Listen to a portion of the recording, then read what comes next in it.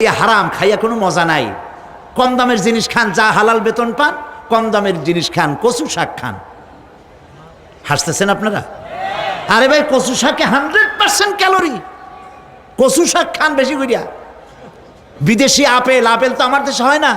বিদেশি আপেল বেশি না খাইয়া দেশের পেয়ারা খান। 2টা আপেলের সমান 1টা পেয়ারা।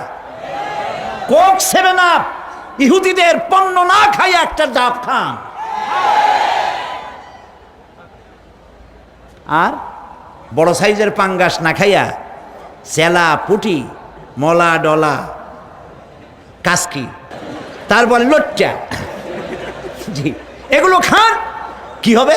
এগুলোর মধ্যে রয়েছে ফসফরাস। খাইলে পরে চোখের দৃষ্টি বাড়তে থাকবে, হার্ট অ্যাটাক করবে না, স্বাস্থ্য ভালো হবে।